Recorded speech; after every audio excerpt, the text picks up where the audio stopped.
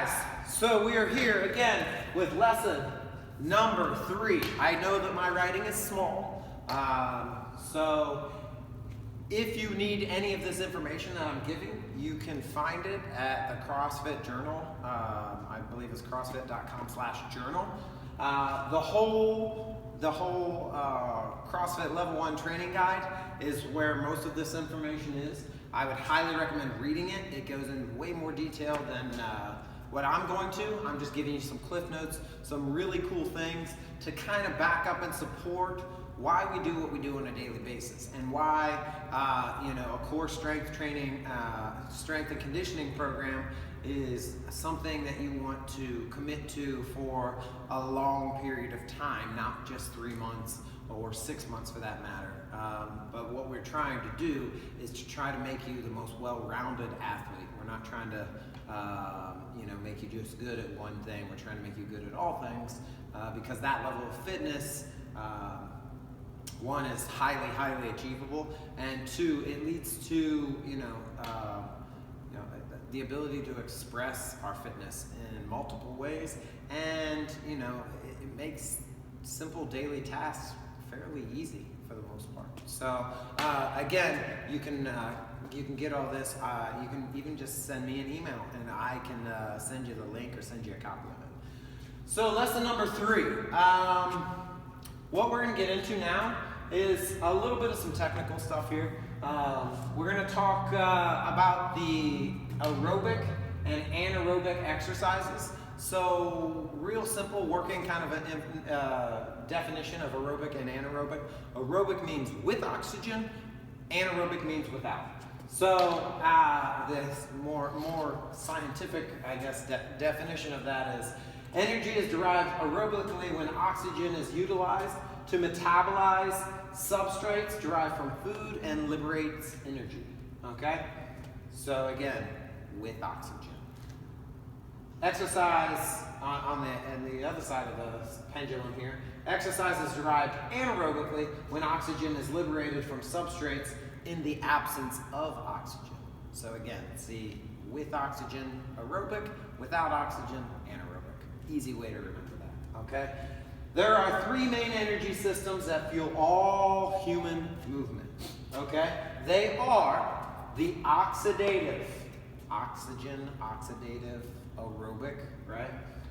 Think long periods of time, long intervals of time. The phosphagen and the glycoptic, okay? The last 2 here are more of your anaerobic, and the oxidative is more of your aerobic here. So let's talk a few benefits, right? Aerobic benefits. You do get a cardio benefit, okay? You will decrease your body fat by training aerobically. Generally speaking, your power output is usually low to moderate, and the time frame is usually a more extended period of time, right? So longer intervals when you're training aerobically. The negative side of that is that you will have a decrease in muscle mass the more you train aerobic exercise. So if you're just running, right, your muscle mass will decrease. Things like strength will then decrease. Things like speed, again, you can't run really fast and call that aerobic exercise. So you will lose speed, and ultimately you lose muscle, you will lose power. This also adversely affects your anaerobic capacity. So even though you're really good, you get really good at training aerobically, this will not help you anaerobically. So meaning if you just decide to sprint one day, you're not going to magically have a great capacity because you've never trained that. You've trained basically one style, and that's it. On the other side of things, the anaerobic side of things, obviously there's a cardio benefit, okay? And anaerobically, you want to think of short intervals, right? So the phosphagen and the glycoptic, the phosphagen is kind of like middle of the road, right? So, a minute or 2 of training, but training super high intensity, your output is high. And glycoptic is maximum effort. So think of sprinting as fast as you can for as long as you can, anywhere from, like 10 to 30 seconds usually. So again, the output is super high here. By training this way, you decrease your body fat. You will increase your capacity, right? The output, like I said, the power output is super high, and for the most part, the time is brief, meaning the intervals or the training periods are a lot shorter than they are aerobically, right? The cool thing about this is this develops your aerobic fitness without muscle wasting. So what that means is you can train anaerobically and still get better at your aerobic exercise, right? Cannot train aerobically and get better anaerobically, but you can train anaerobically and get better aerobically, right? We call that, building your aerobic base, right? And most of the time, because we're not doing extended periods of exercise, you will not have the muscle wasting that you will when you train, for example, endurance running. You waste a lot of muscle because you're basically training for long periods of time, and you're not training to build those muscles. You're training to, develop those muscles endurance-wise. So the CrossFit approach is judiciously balanced between both exercise prescriptions. They adhere to I cannot say this word, specific, you know what I mean. Progressions, variations, and recovery to optimize all adaptations. So that means basically for every one long distance, they're going to train probably like 4 or 5 or 6 shorter distances, if you use the example of running or even time. So getting into a couple of reasons, again, kind of backing up why we train this way. So why we do constantly varied high intensity functional movements, right? Going into the Olympic lifts. So this is Olympic weightlifting. More specifically, this is your snatch and your clean and jerk. Okay, so you can see clean and jerk and snatch, right? This develops a couple of things. This develops your squat, it develops your deadlift, it develops your clean, and it develops your jerk, okay? Again, 3 kind of little tidbits here, okay? Number 1, this teaches an athlete to apply force to muscle groups in proper sequence. So think of something like a clean and jerk, right? If you are doing it improperly, right? If you are trying to rip that bar off the ground with your upper body, you're not going to get very far with that. You have to learn to set up correctly, to engage your legs in the deadlift, right? You have to learn to upright your chest and be able to clean that weight underneath it, and squat if necessary, right? And you're going to need to be able to press or jerk that weight overhead properly as well. If you don't do that in the right sequence, you're going to have a rough day of it. Number 2, you learn to impart explosive forces safely and effectively. I know everybody thinks weightlifting is dangerous, but if you have a good coach, that's not going to let you put 100 pounds on the bar every time and let it crush you, but rather teach you the proper sequences so that you can, over time, develop the strength to be able to, lift 100, 200, 300 pounds, whatever it may be.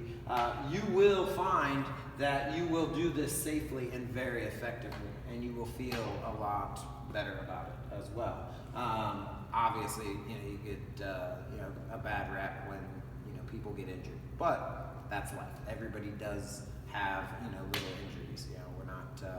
We're not immune to that. Number 3, this develops strength, muscle, power, speed, coordination, your vertical leap, okay, your muscular endurance, your bone strength, okay, and physical capacity to withstand stress. Sounds like some pretty good reasons, right? So, if you're lifting heavy weights, your bones will actually, get stronger. If you're lifting, again, heavy weights in these Olympic movements, right? Your muscular endurance will get stronger. If you can lift heavy weights, for example, in a squat, you could probably jump pretty high. I'm not saying everybody likes to jump, but I'm saying, you know, if that's something that is intriguing to you, it's totally something that you'll get better at. And this last one, the physical capacity to withstand stress.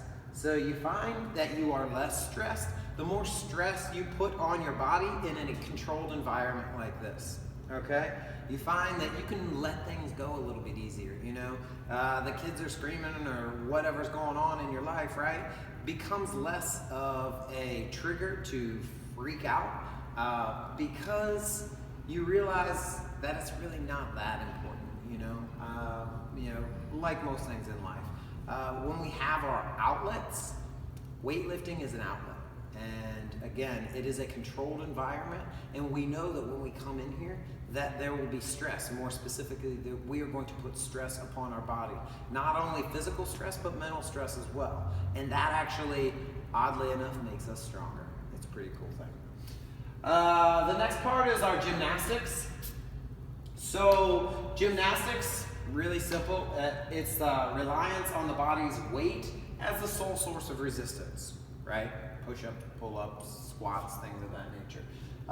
It also allows an increase in strength only while increasing strength to weight ratio. Okay, so if I train to do push-ups or pull-ups, let's use that as an example, and I weigh 185 pounds, I can get really good at pull-ups. But if I want to get better at pull-ups, guess what I have to do? I can add weight to that. If I put a weight vest on or put a dumbbell in between my legs and then I train my pull-ups, right? I'm going to get even stronger because of that. So when I go back and just do my body weight doesn't seem as hard. So again, gymnastics, cool stuff, right? Through number 3, through pressing, all types of pressing, handstands, scales, and other floor work, the gymnast is training.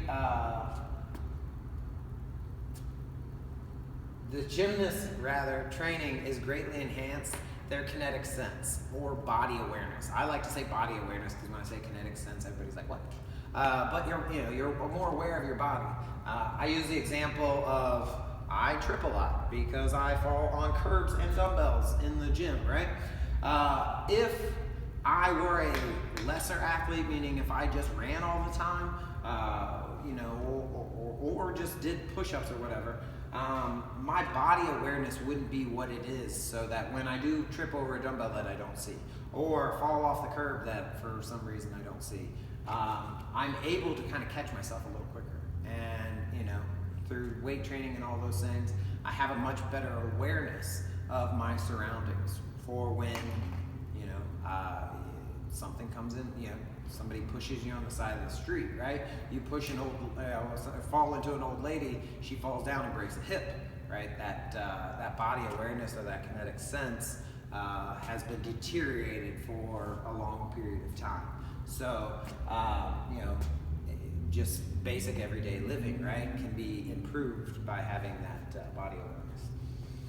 So in CrossFit, we talk a lot about routine. Our routine is that we don't have a routine, kind of. But more than that, it is a couple things you want to remember. We train for any contingency, right? We're not just training to be better at the local kickball team or whatever, or training for one specific thing. Hey, we're all doing a half marathon, right, or a 5K. Let's say that. So as a gym, we're all going to train. We're all going to do in a couple of months a 5K. Well, our training does not change because of that. Sure, maybe we'll throw in an extra long run in here and there, but that doesn't mean that we're going to solely train for a 5K. We're going to keep doing what we do. There's a tremendous amount of variety. I say this all the time. It is not randomized, although everybody thinks that we just take workouts, throw them up against the wall, and that's what we have. There is a method to the madness. If you're ever interested in that, just please ask me. I would love to show anybody. That's what I do pretty much on a weekly basis, nerding out, writing workouts, trying to challenge people, and trying to keep things not necessarily random, but varied, if you will, so that we don't do the same things over and over and over again. We train, metabolic conditioning is trained short, middle, and long distances. Short, middle, and long time as well. So, you know, some days we'll run 100s, some days we'll run 800s, some days we'll work out for 3 minutes, some days we'll work out for 20 minutes or even more, right?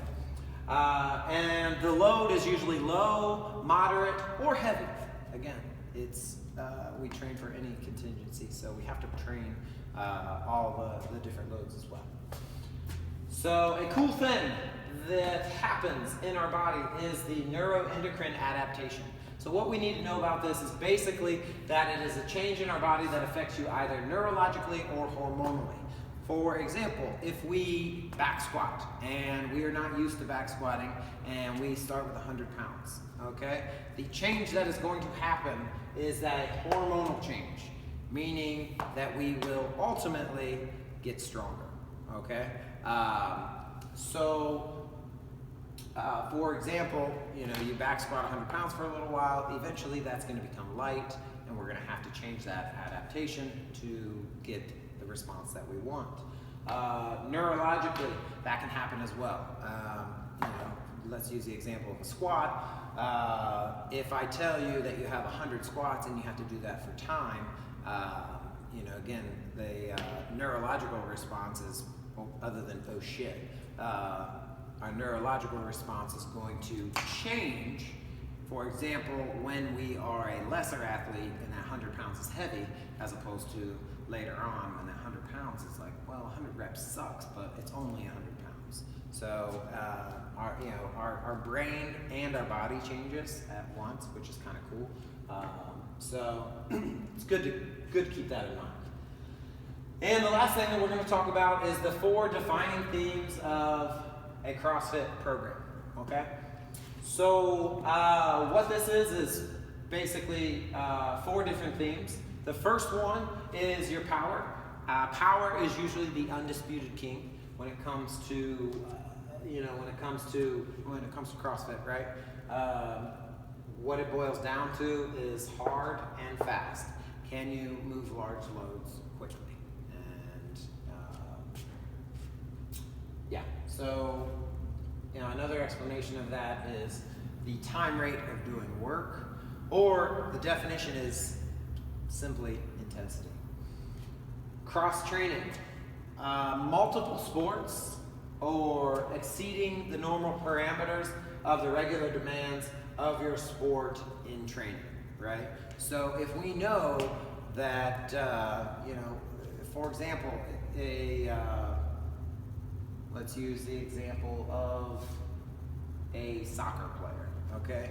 A soccer player, they run short distances, they run long distances, right? So, when they're playing their sport, they're obviously doing a mix of both of those. When they're in their training program, they are going to do a lot of short distance work and some long distance work, right? So that they can train, going back to these capacities, so that they can train all the different ones, because they're going to be, in a game, they're going to be fluctuating between all 3 of those pathways. And ultimately, using that example, they're going to train a lot more, right? So training past the normal motions, training past the normal pathways and modes of sports, common to athletes, sports, and exercise regime. So they're not just going to play soccer. They're going to, play really short games and really fast games and really long games and all of that, right? They're going to train past what they would expect in a normal game, so that they can handle those stresses when the game comes. Functional movement. So movements that mimic motor recruitment patterns, right? So all of the fun things that we do in here.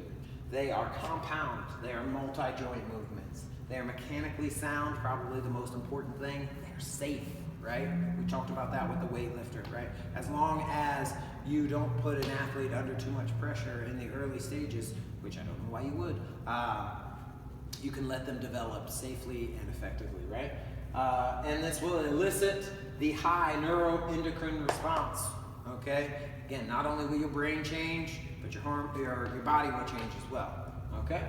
So of course my video cut out right as I was explaining the very last part, right? And what I said was that it is probably one of the most important things, right? And that is our diet, okay? Again, using the example, if you put junk in, you're probably gonna get junk out. If you put good in, you're gonna get good out, right?